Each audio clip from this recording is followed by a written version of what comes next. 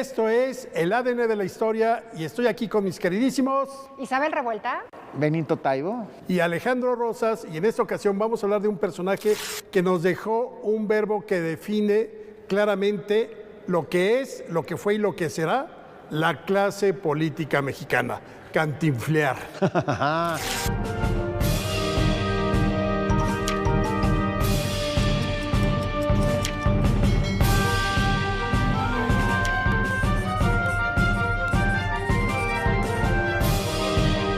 Dese usted cuenta que de sus respuestas saldrá una condena terrible o la salvación. ¿Se da usted cuenta? No, señor. Tanto argüente por matar a un perro. Dese usted cuenta. Está bueno, señor, me doy, pero no me grite, hombre. Bueno, yo voy a decirle cómo estuvo todo. ¿Usted me va a decir Sí, a mí? señor. Usted tenía miedo de Bobby. Un miedo terrible y justificado. Bueno, un poco. Su vida corría peligro al encontrárselo. No, ni tanto, pues si nomás me vio y me nió la cola. Por Dios, cállese y déjeme hablar. Pues no diga mentiras, hombre. Cállese, señor. Al verlo a usted, él lo atacó. No, señor. Él lo atacó. estuvo muy cerca justamente de esa clase política de nombre, a ver si me acuerdo. Mario Fortino Alfonso Moreno Reyes era el nombre de este hombre que le preguntaba yo a Benito. Nació en Santa María la Redonda. muy cerca de Tepito, así es, en Muy- 1911. 1911. Pero efectivamente, Benito y yo comentábamos antes del corte, hay varios Cantinflas. Además, ya hay varios Marios Moreno, o por lo menos hay uno que se desconoce. Estaba leyendo que la escritora Guadalupe Loaesa dice que los mexicanos no queremos conocer al verdadero Mario Moreno. Era un hombre complejo en su vida privada, era un hombre frío, muy cerca del poder, que además sí se vio muy beneficiado, talentosísimo, no lo dudo, pero que se vio muy beneficiado de esa cercanía con la clase política mexicana del siglo XX. Pero además, a mí no me parece eso reprobable cuando finalmente él viene desde muy chavo, pues era pueblo, era barrio, era el peladito, entre comillas, como se le llamaba en su momento. Esos eran los personajes que originalmente representaba y que además su historia está atada totalmente a una evolución en el teatro que veníamos de las zarzuelas, el afrancesamiento, las óperas del Porfiriato, y de pronto salen las tandas Las carpas. Y las y carpas. las carpas. Claro. O sea, este tipo de teatro donde había sketches de distintos y sobre todo en la carpa empieza ya a partir de los primeros años del siglo XX una crítica política feroz. Obviamente sabían con quién meterse y con quién no, y ahí es donde en los años posteriores, sobre todo a partir del nacionalismo revolucionario de los años 30, un poquito antes, quizá los 20, es donde vamos a ver a este tipo de personajes como Palillo, como el propio Mario Moreno Cantinflas, como Manuel Medel, Manuel con Medel, todos claro. ellos. Hay que contar, bueno, sí, es de una familia que tiene solamente la friolera de 13 hermanos, o sea, junto con él son 14, y es limpiabotas, dependiente de un billar, boxeador, se mete de soldado y falsifica su acta de nacimiento. Entonces su padre manda una carta al ejército para decir, oigan, tiene 16 años y va para afuera, y de repente un día tiene la oportunidad de en una de esas carpas se avienta y se le olvida el sketch en la carpa Valentina, que tiene una historia muy importante en su vida. Pero en la carpa Valentina empieza a hacer un sketch, se le olvida lo que está diciendo y empieza a decir eso que luego llamó Carlos Monsiváis brillantes incoherencias. O sea, no decir nada. No decir muchas cosas sin decir nada. Sin decir nada. Cantinflear. O la manipulación del caos, que también lo decía Carlos Monsiváis. A mí me parece de una genialidad y solo funciona en español. Quiero decir, solo los hispanoparlantes podemos Sin duda. entenderlo. Porque bueno, cuando hablamos de este muchachito, imagínate tener tanta necesidad, porque esa es la realidad, y cuando muchos otros jóvenes buscan espacios en estas carpas. Hablamos en los programas pasados del Gran Teatro Nacional o del Palacio de Bellas Artes, ¿no? Esos recintos donde las artes máximas, ¿no? Aunque fuera el Estado revolucionario y aunque haya quitado los salones de baile, Palacio de Bellas Artes seguía siendo un lugar para la música de cámara, para la orquesta sinfónica. Pero ¿dónde tenía espacio ese teatro del pueblo y esas voces? Pues claro, en las carpas. Y sale gente importantísima y me parece que Cantinflas es el que destaca más, pero no en ese medio, sino lo hará en la televisión. En el cine. Y en el cine. No, yo creo que primero Perdón, en el quería cine. decir el En cine. el cine. O sea, eso Quería es decir el cantinflar, cine. amigo. Estoy cantinfleando. Bueno, se vale. O en honor a Cantinflas. Oye, pero en el cine, claro. Exacto. Pero qué bueno que mencionas las carpas, porque para nuestro público más joven, las carpas se llamaron así porque, como su nombre lo indica, se levantaban carpas. Llegaba, digamos, la compañía, ponía unos tablones. Un terreno para que- baldío. sí, un terreno baldío para que se sentara la gente sin más allá, o sea, tablones de madera. Y entonces ponían una carpa y ahí es donde a lo largo de 2 horas había diversos números que podía haber de magia, que podía ser de prestidigitación, Bailarinas bailarines exóticas. exóticas, sí, Cantantes. claro. O sea, por ejemplo, las carpas tuvieron en un momento dado su versión, imagínate, mexicanísima de lo que primero fue el cancán y luego el burlesque. Sí, sí. Entonces, imagínate, o sea, cualquier cantidad de gritos que yo no conocí las carpas, pero sí en el Teatro Furfú, Yo donde sí. gritabas cosas muy indecentes. ¿Cómo? Yo conocí una... No, ¿cómo que te...? Todavía conocí una carpa en el año 78 sobre Eje Central, pasando Bellas Artes. En esa zona era donde estaban las carpas, la carpa olímpica, la carpa... Claro, es cierto. Porque Yo estaba no- el Teatro Blanquita, que además No, pero hereda el un teatro- poco sí, claro, esa comedia hereda esa política lógica. y esa lógica. Sí, que era sin como de duda. tandas, o sea, Que era de tandas. En el teatro que sí, y eran tandas. Que luego también, aquí en el siglo, ya por los finales de los 80, principios de los 90, lo quisieron hacer en el Bar Guau y en el Bar Miau, que era exactamente donde, por ejemplo, ahí estuvo Víctor Trujillo o Sí. O su el compañero- Wiri Wiri. Bustamante, Andrés Bustamante, Bustamante. y el otro, el que era compañero de Víctor Trujillo. Sí. Ausencio Cruz. Y entonces tenías sketches de política, de albures y todo, que era recuperar la carpa de donde sale Cantinflas. Ahora, estas tandas estaban pegaditas a lo que era la tradición de comer en la calle. Entonces, la lógica del entretenimiento para la gente que no tenía recursos era, sales con muy poco dinero, te compras un atole, una torta, unas tostadas, pegadas, adosadas a estas carpas de tanda. Pero había un empresario que le cambiará la vida a Mario Fortino, y es un ruso, la compañía rusa donde baila la que sería su esposa. Natalia Ivanova Surtech. Valentina. Valentina Ivanova. Y la carpa se Ivanova. llamaba Valentina en su En honor, honor. claro. Eran 3 hermanas, Valentina, Olga y una tercera. Natalia. Y Natalia. Ivanova, la carpa Valentina, formada por un ruso. Ahí es donde Mario Moreno comienza a hacer sus sketches y donde es bautizado como Cantinflas. Hay muchas versiones de dónde proviene el nombre de Cantinflas. El propio Cantinflas decía que fue un invento, pero Fíjate, a ver, muy honestamente, yo no me sé ninguna. Carlos Monsiváis habla de carnal, ¿cómo inflas? Cantinflas. Claro. Acaba... Que se refería Sí, cómo a le beber. inflas al Pero alcohol. se pone Cantinflas para que su padre no sepa que está actuando. Estaba muy mal visto, era vergonzante estar en una carpa y ser cómico de carpa. Porque además disfrazado, entre comillas, porque realmente representaba a ese, perdónenme el término, lo dijeron muchas veces, a ese peladito que estaba en la calle, muy mal vestido, 10 centímetros de diferencia entre la cintura y el pantalón para que se vieran los chones, los calzones o lo que trajera abajo, y un trapito. Un trapito. ¿Cómo le llamaba el trapito? Eso sí, Es no que lo era sé. su chaleco, supuestamente era Era como su chaleco. Sí, pero decía, tenía un nombre el trapito, se me acaba de ir. Ay, Dios. Se refería al Y un trapito. sombrerito Y un de- sombrerito de punta.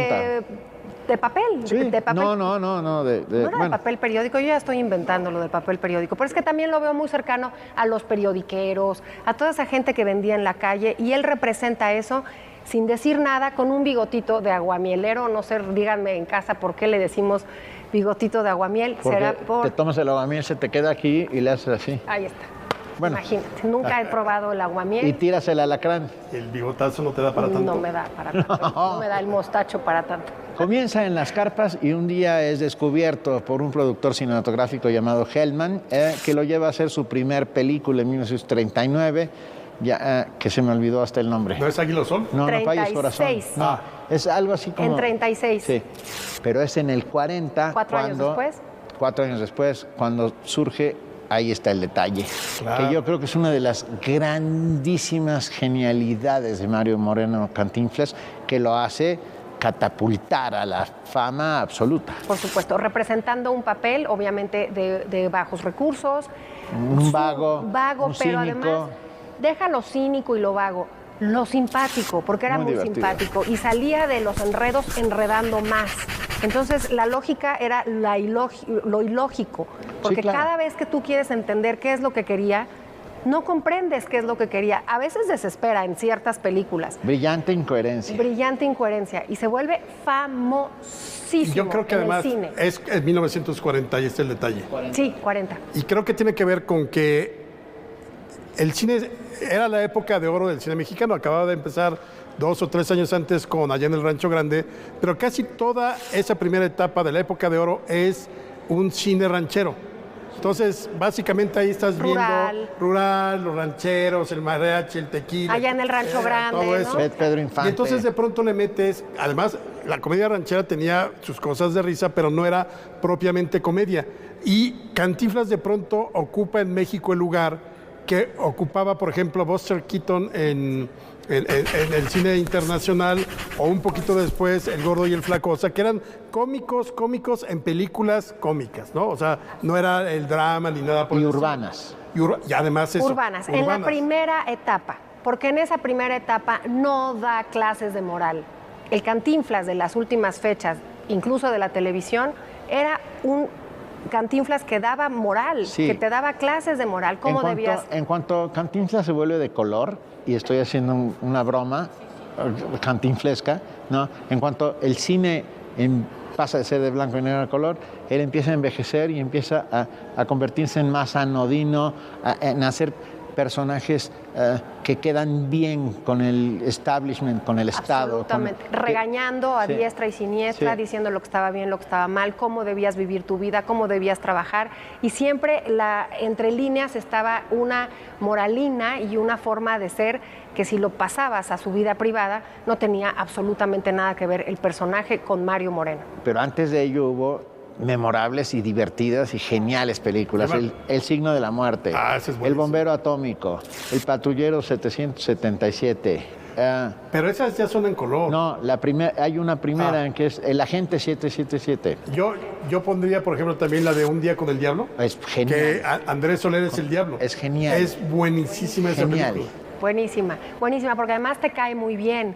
Quieres que le vaya bien en esa aventura y en esa dificultad de la que sale cantinfleando. Pero claro, cuando ya se convierte en el patrullero o cuando se convierte en el portero o en el de basurero. condominios o en el basurero, pues cotorro el tema, pero si le rascas bien, lo que está dando es justamente eso que dices, Benito, un espaldarazo al establishment de los... Oye, pero ahora, muy importante también, como era en esa época, él tenía su patiño, que era Manuel Medel. En muchas de las primeras Que películas... fue su maestro. Sí, claro. Mucho Pero al más grande que principio él. iba junto con pegado Manuel Medel con Cantinflas, y obviamente llegó el momento en que tenemos que ir a una pausa y ahorita regresamos. Saquen sus películas de VHS y beta Oye, de Chato, Cantinflas. concéntrate Oiga, porque estás Chato, diciendo- y regresamos. No cantinflen, por favor.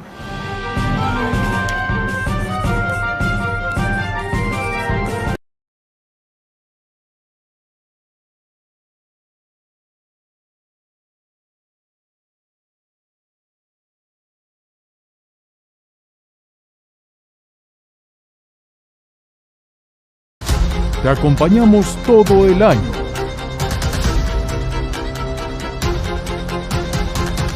Mantente bien informado a lo largo del día.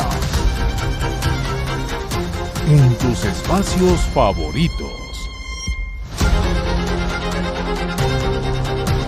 Somos tu central de noticias de confianza.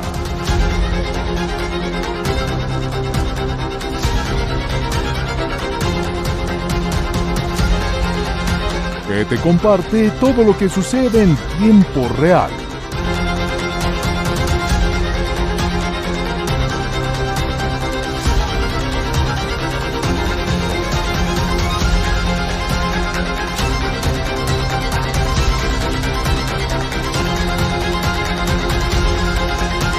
ADN 40. Siempre conmigo.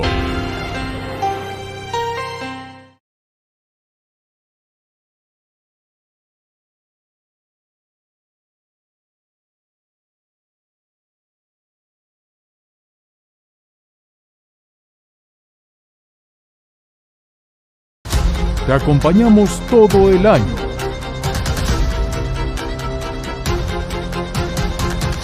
Mantente bien informado a lo largo del día. En tus espacios favoritos. Somos tu central de noticias de confianza.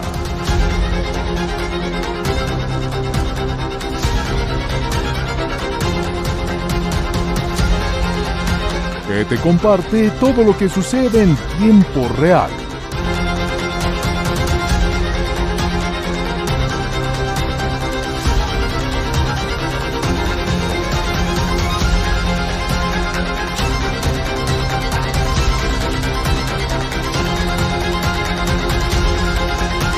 ADN 40.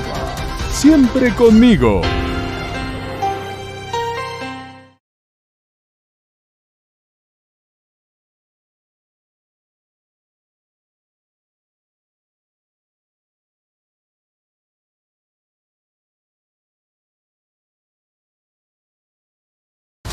Te acompañamos todo el año.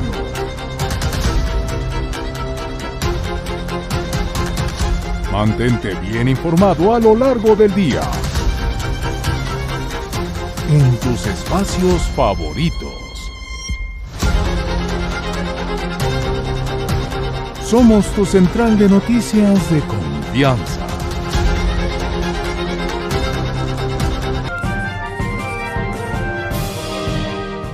Disparó también y su rival cayó por tierra. Y usted, todo acongojado, se presentó a la policía. ¿Verdad que fue así? Tiene que ser así o se lo lleva a usted la trampa. Pues no fue así, señor. Ni me atacó y yo lo maté. A traición yo lo maté y ni me agarró la policía. Y sí me agarró. No me entregué. No diga usted que fue así. Diga usted que fue como yo digo. ¿Y por qué puede decir yo, señor juez? ¿Quién va a saber más? ¿Este señor que está inventando o yo que me lo eché al pico? No, que a últimas fechas hicieron una biografía, una película biográfica, una famosa biopic, con un gran actor que a mí me gusta más en su papel de Hernán Cortés, que es Óscar Jaenada. Pero bueno, la crítica de esta película creo que es darnos cuenta, porque no fue un éxito en taquilla, es darnos cuenta que efectivamente los mexicanos queremos recordar a un Cantinflas inocente, inocentón, que no estuvo vinculado. Tú decías, Alex, que no estaba mal que se viera vinculado y beneficiado, pero sí llega a amasar una fortuna tremenda. Y lo que sí le critican muchos contemporáneos es que era un hombre frío, déspota, que no tenía un trato tan amable como pudiera parecer. Y por otro lado, algunos compañeros recuerdan que en su primer sueldo en la Carpa Valentina repartió todo el dinero a los que estaban trabajando con él, lo mismo en sus películas. Era todo eso que dijiste y aparte un tipo muy generoso. La gente que trabajó en su rancho cerca de la Purísima lo recuerda con enorme cariño. Es curioso, fue presidente de la Sociedad Nacional de Actores, secretario general de la Asociación Nacional, ya estoy hablando así, de la Asociación Nacional de Actores, fue diputado, fue muy cercano al poder, es cierto, pero todas esas primeras, deben ser las primeras 15 películas en blanco y negro, representa al pícaro del siglo de oro, al Lazarillo de Tormes, o sea, al pícaro, al que sale siempre de la bronca de una manera, ¿no? Y entonces, claro, el pueblo, yo mismo soy pueblo y me identifico con él, sin lugar a dudas. Sin lugar a dudas. Y después cuando tiene todo este éxito, tanto político como económico, lo que la gente lo voltea a ver es como aspiracional. Votaban por él. Sí, claro. Él debe de ser un buen político. A pesar de que él nunca se dedica a la política, muchas boletas en muchas elecciones, antes de que muriera en 1993, la gente votaba por Cantinflas. Que no estaba en la boleta. Que no estaba en la boleta, porque lo sentían cercano, porque se identificaban con él y se generó un fenómeno de masas que no se ha vuelto a repetir con respecto a un cómico en nuestro país. Sí, porque, por ejemplo, ni siquiera ni Tintán, ni... Te paras cuando ni digas Clavillazo, A mí me gusta más ni Tintán. todo. A mí en general, no, Cantinflas no es mi máximo. No, Fue sí, mi pero- máximo cuando chavo que sí, y comprábamos los fascículos y todo, de Cantinflas Show. Ay, de chavito Y yo el también. Cantinflas en la tele, que claro. además te ponían, la música era la de la Viquina con el que empezaba, Preciosa, ¿no? Y entonces preciosa. era animado, era un Cantinflas animado que te llevaba un día con las musas, pero otro día te llevaba con Nerón cuando quema Roma. Entonces era un poco como Cantinflas cultural. Y el programa se llamaba Cantinflas Show. Cantinflas Show. Y duraba 5 minutos. Antes de que apareciera, vamos a la cama. Los que hay que Telerines. La familia descansar". Telerín. La familia Telerín. Ahí Tenemos que denoté hacer un la programa de edad. Tintán, que ese es el jefe. Me fascina, me fascina. Tintán, ese sí es el Y súper Vitola, pícaro. A mí Vitola me parece fenomenal. Oye, pero bueno, ya cuando encuentras a este personaje, Mario Moreno, que ya es el gran Cantinflas, y ya se me olvidó lo que les quería decir, y antes de cantinflar, cedo la palabra. Se casa con Valentina Suvarov, esta chica rusa, cuya hermana Olga se casó con otro cómico llamado Chilinsky. ¿Se acuerdan de Manolín y Sí, Chilinsky? claro, claro. Eran concuños. Y hicieron algunas cosas Fíjate qué juntos. suave, ¿no? Fíjate qué suave. Sí, así era. Ese era Yo sí me Manolín. acuerdo de las películas, claro. Y ¿qué? Ya se me olvidó que ya te Estamos digo, igual. estamos hoy cantinflando. Cantinflando. Nuestro próximo programa será de demencia senil, dedicado aquí a mis Patrocinado amigos. por... Ok. Sí, Cantinflas es verdaderamente un personaje, salta a la fama internacional, sobre todo en los países de Hispanoamérica, donde se habla en España. En España era un verdadero semidios, ¿eh? Las películas de Cantinflas en los cines eran, bueno, Pero ahí, por ejemplo, ¿cómo le harían los españoles para entender? ¿qué hay que entender? Nada le entendí. No, por eso. No, No, bueno, pero es yo- que no hay Porque nada era que el entender. primero, el primer personaje. Pues sí. Claro, porque no hay nada que entender. no había El nada chiste, que justo entender. esa era su gracia. No había nada que Nada que entender. entender. No había nada que entender y por eso triunfa como triunfa. Se Hasta vuelve- que de repente Hollywood mira hacia él y lo llaman para hacer la vuelta al mundo. A eso iba. Passepartout. Passepartout con ¿Puedo David confesar Niven. que cuando vi la película, mi mamá tenía la costumbre de rentarnos a mi hermano y a mí en Videocentro, vuelvo a denotar mi edad, ibas a buscar, imagínense queridos, ¿Pero en qué formato? VHS, por lo menos no era beta, ya estaba más moderno.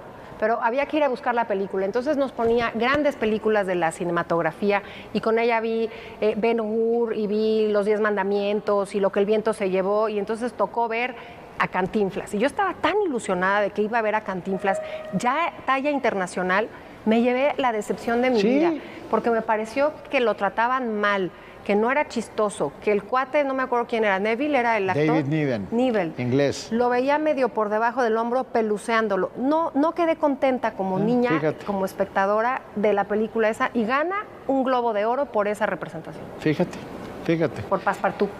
Cuando hablábamos de las carpas, recuerdo que las carpas son el semillero de la disidencia política, dicha en voz alta, quiero decir, dicha con gracia, dicha con chistes. Palillo era terrible. Palillo era durísimo y siempre mandaban a un agente de gobernación para que fuera anotando las cosas que decía y le iban poniendo multas.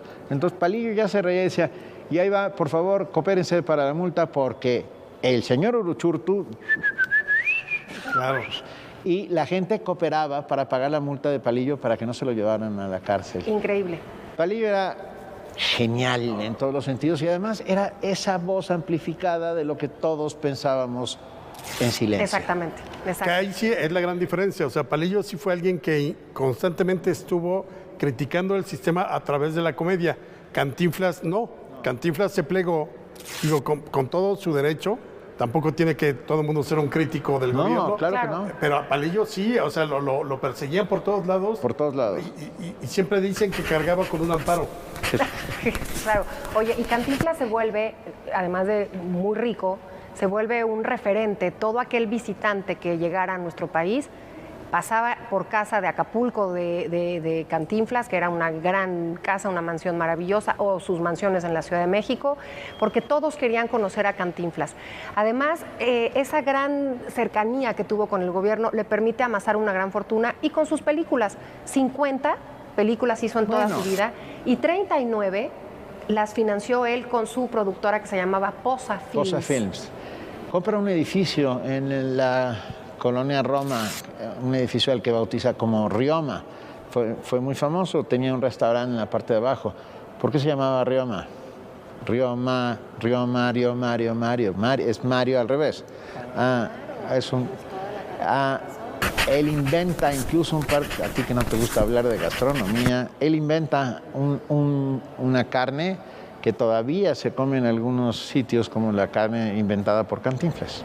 ¿Qué tal? ¿Ah, sí? Sí. Porque era un hombre muy bon vivant. Ahora, muere en 1993 y uno de los pleitos más largos, más terribles por una sucesión es la que vivió. Ya está muerto el hijo adoptivo, Mario Ivanova. Mario Moreno Ivanova. Sus descendientes, bueno, Mario se empieza a pelear con el primo hermano.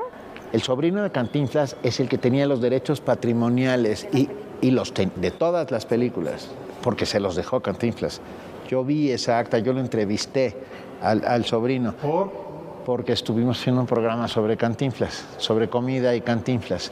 Y no solo eso, me contó una cosa que nunca he contado, pero bueno, Mario Moreno era un mujeriego durísimo. Claro. Y salió con algunas de las más guapas mujeres que hubo en este país, entre ellas Irane Ori. ¿Recuerdan a Irane Ori? Por supuesto, era guapísima. Pareja de Carlos Monden.